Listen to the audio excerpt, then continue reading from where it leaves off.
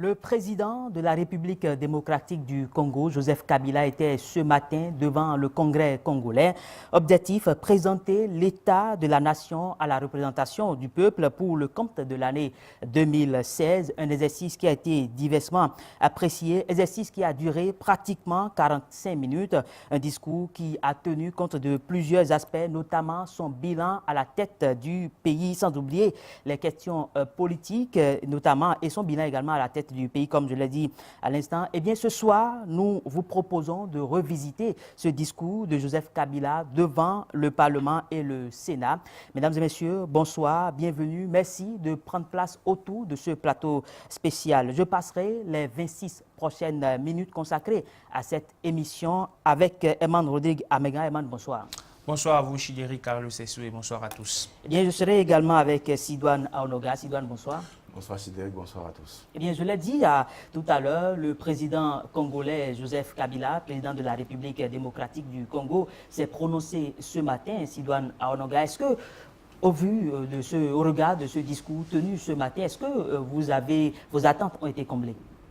Bon, je note qu'il n'y a même pas encore eu une brindille de satisfaction. C'était un discours très attendu. C'est vrai que ce qui est prévu au niveau national en République démocratique du Congo, c'était que le discours normalement annuel se tient les 6 décembre, chaque 6 décembre, voilà. Mais il y a déjà eu une précipitation à ce niveau.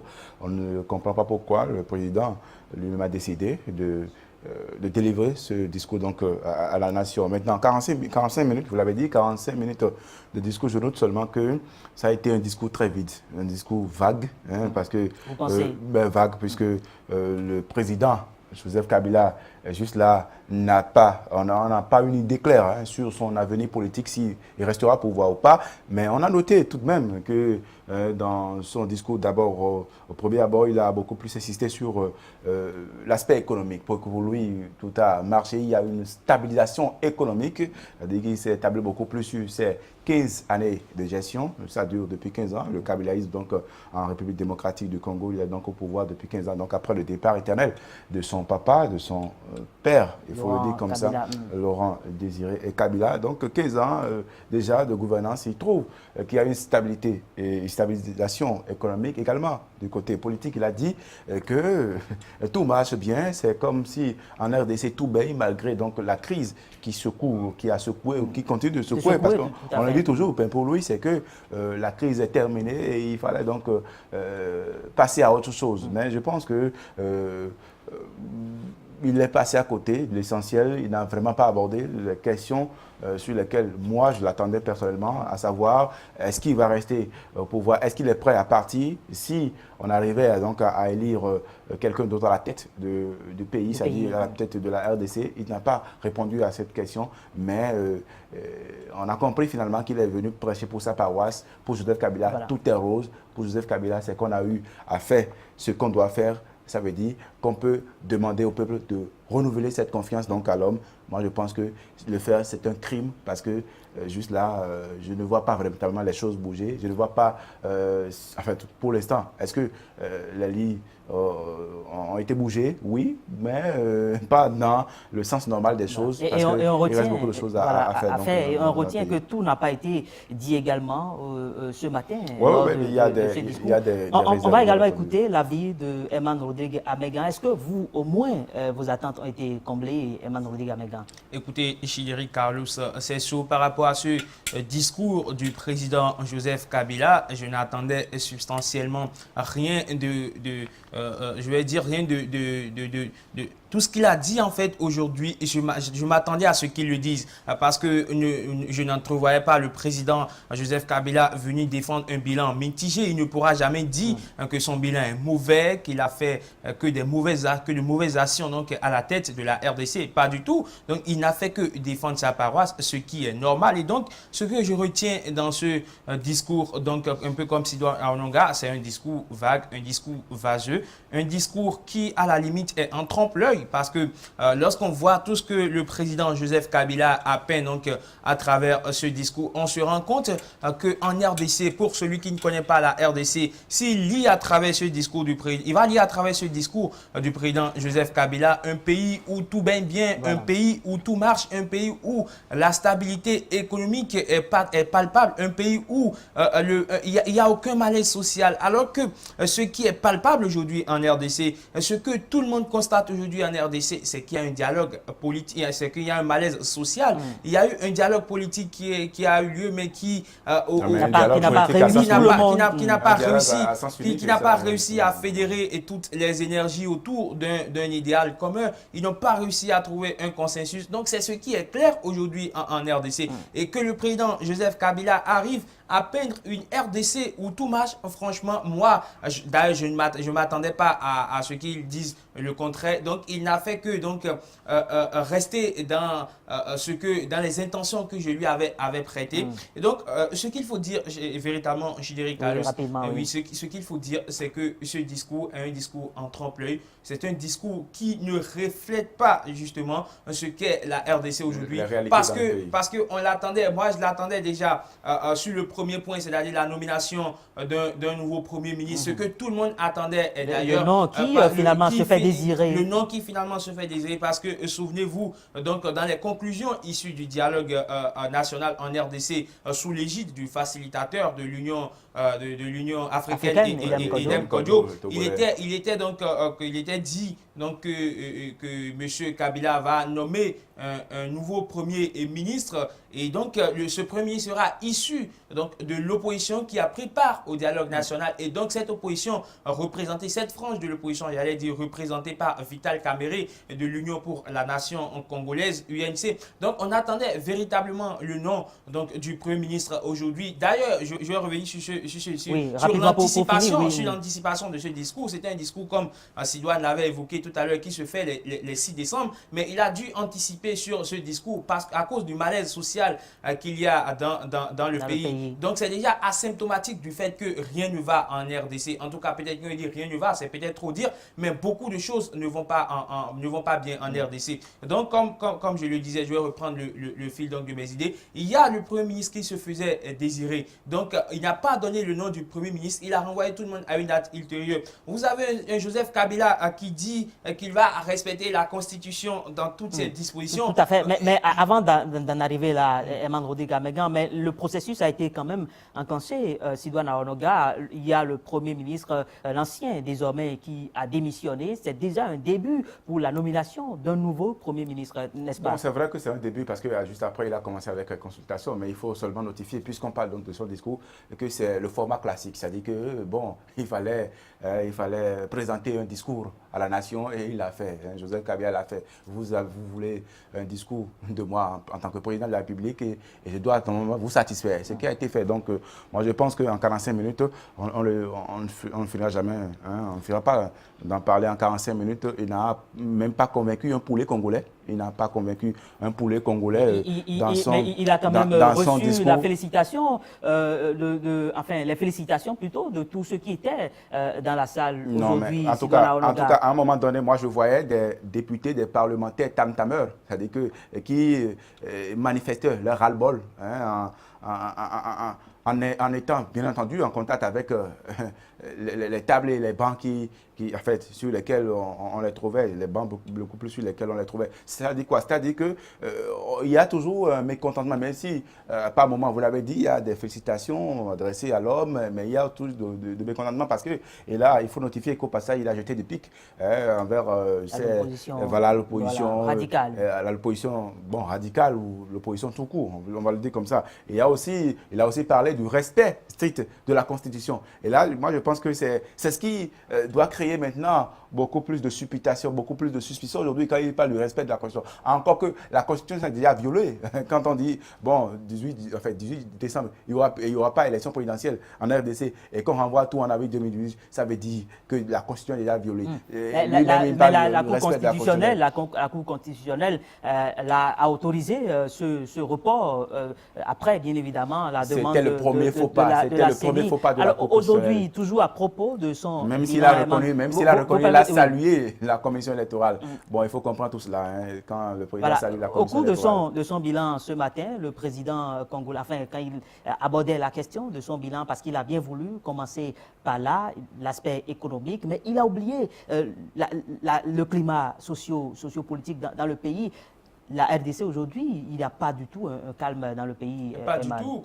Il n'y a aucun calme dans le pays. La situation sécuritaire est délétère. L'ambiance sociale est morose. Donc, lorsque vous allez en RDC aujourd'hui, vous n'êtes pas en sécurité, surtout avec, avec tout, je vais dire, tout le malaise qu'il y a eu, en l'occurrence, au nord de la RDC, où les rebelles ougandais viennent massacrer les populations de Béni. Il y a eu les massacres de Béni, vous vous en souvenez. Donc, c'est qu'à un moment donné, l'État qui a le rôle d'assurer la sécurité des citoyens, à un moment donné, l'État a été défaillant dans ce secteur. Le secteur de la sécurité aujourd'hui en RDC, ce n'est pas chose, et ce n'est pas, je vais dire, ce n'est pas chose effective aujourd'hui en RDC. L'État n'arrive pas à assurer la sécurité des citoyens. Quand je prends une fois encore l'exemple de Béni. Sur le plan social, vous avez des manifestations à n'en point finir. Les jeunes de la lutte pour le changement, les jeunes de la Lucha qui, à chaque manifestation,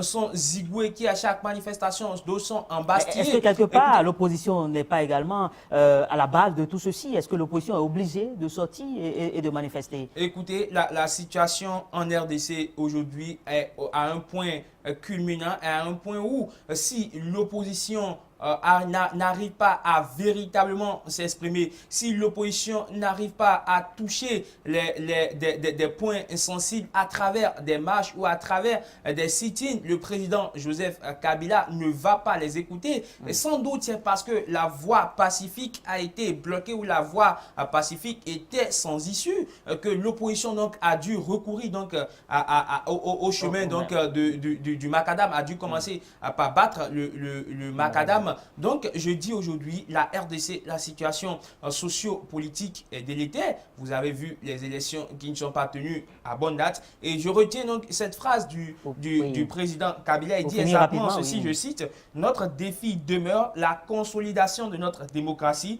Il est impératif que nous conjurions les manœuvres tentant à prendre le pouvoir par la force ou toute autre voie anticonstitutionnelle. » Moi, quand j'ai entendu cette phrase, je me suis mis à sourire. Je dis, mais le président Kabila, qu'est-ce qu'il est en train de vouloir faire?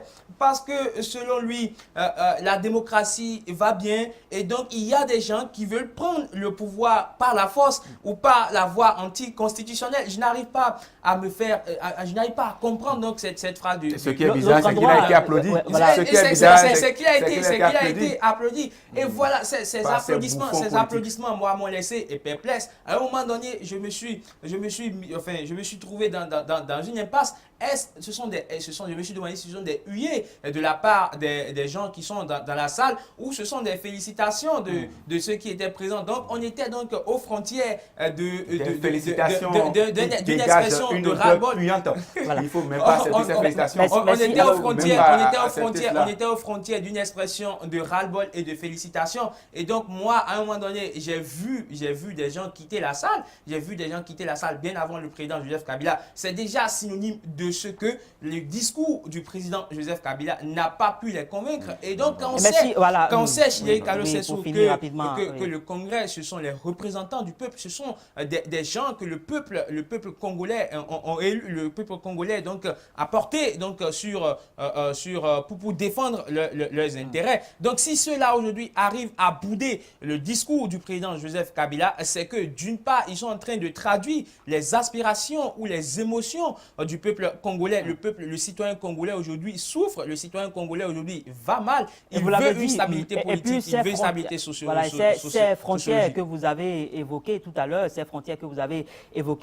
créent également le flou à un autre niveau, Sidoine Aonoga. Eh bien, on ne sait pas à quoi est-ce que les Congolais doivent s'attendre après donc, le 19 décembre 2016, même si le dialogue national, les conclusions conclusions ont été claires là-dessus. Il y a tout un flou. Joseph Kabila qui dit qu'il va respecter la Constitution. Vous l'avez rappelé tout à l'heure. Non, c'est pourquoi il ne faut pas être taciturne. Parce que si vous restez taciturne, ça veut dire que vous êtes silencieux et que vous ne parlez pas, vous allez avaler, ravaler même les vomissures laissées par le président Joseph Kabila. Il a dit quelque part, n'ayant jamais été violé, la Constitution sera toujours respectée. Et ce, dans toutes ses dispositions. Voilà.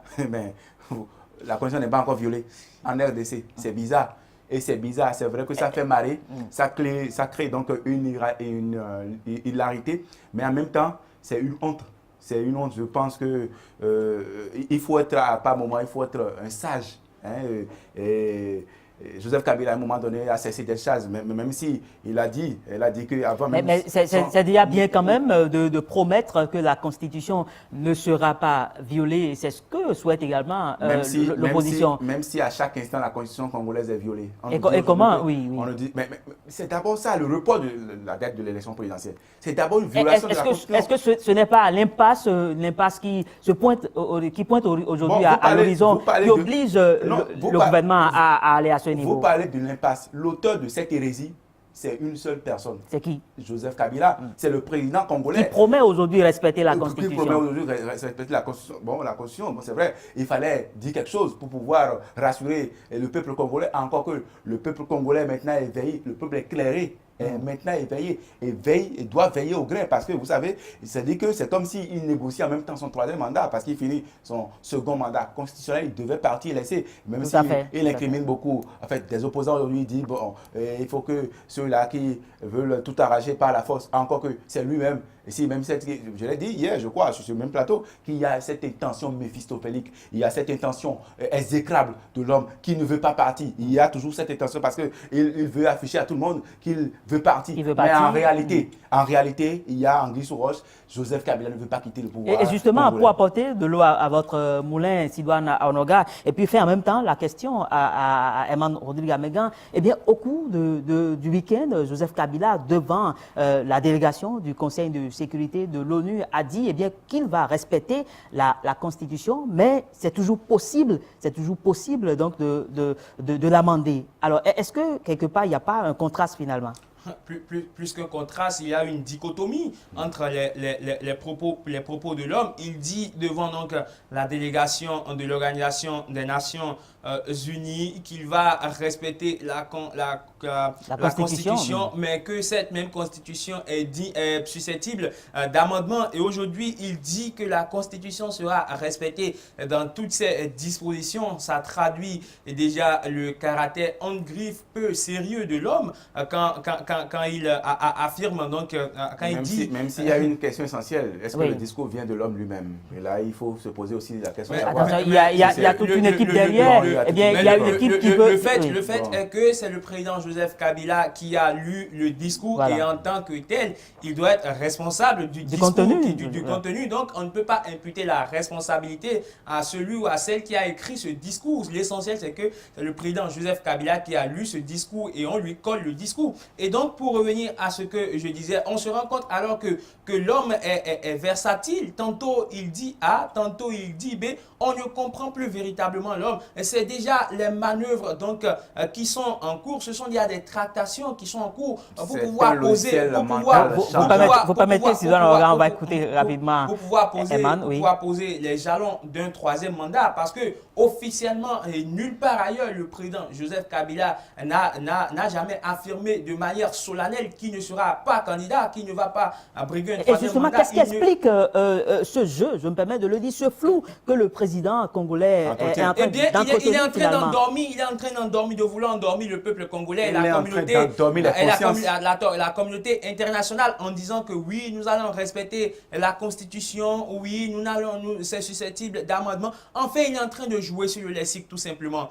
Parce que en faisant ça, il sait qu'il ne va pas éveiller l'attention donc du citoyen lambda, parce que lorsqu'il va dire officiellement qu'il sera candidat, qu'il va dire qu'il dira officiellement qu'il est candidat ou bien qu'il va briguer un troisième mandat, c'est là ça risque d'embraser justement. Et donc il est en train de préparer les consciences, il est en train de préparer les populations congolaises justement à accepter donc un troisième mandat quand il sera prêt alors à le dévoiler, parce que jusqu'au moment où nous parlons, officiellement, Joseph Kabila n'est pas candidat à la présidentielle en RDC. Il ne veut pas briguer un troisième mandat. Et pour l'heure, la CENI ne reçoit pas encore les dossiers non plus. La CENI ne reçoit pas les dossiers non plus. On va attendre justement parce qu'il va conduire la transition selon ce qui est dit pendant 2 ans jusqu'en 2018. Pendant ce temps, il va multiplier les discours comme ceux qu'il a lus, ou comme celui qu'il a lu aujourd'hui devant le Congrès. Il va multiplier ces genres de discours pour montrer que tout va bien,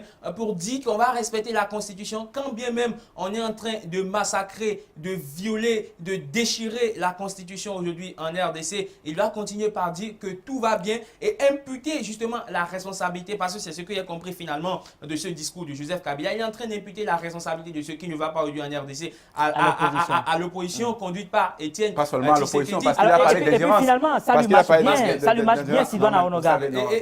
Écoutez, pour finir, il est en train d'imputer cette responsabilité à l'opposition. Et à l'opposition conduite justement par Étienne Tshisekedi, et lorsque vous voyez à la fin donc, de son discours, il est allé saluer les officiels. Il a salué Vital Kamerhe. Il a salué Vital Kamerhe. Ils ont eu un moment d'échange. C'est déjà une manière de montrer que Vital Kamerhe a su jouer le jeu à l'époque, justement en acceptant donc d'être complice donc de ce monologue déguisé en dialogue national. Voilà, Vital Kamerhe, lui, dans sa vitalité, il se perd. Il se mélange véritablement les pédales. Ça lui réussit à lui aussi. Bon, c'est vous qui le dites. Il a toutes les chances pour être nommé le prochain Premier ministre. Wait and see, comme le disent les Anglais. Attendons de voir. Mais vous savez, Joseph Kabila devrait se taire. Il devrait se taire pour ne pas créer tout ce scandale. Parce que c'est à cause de lui, on est là, pour ne pas créer tout ce scandale.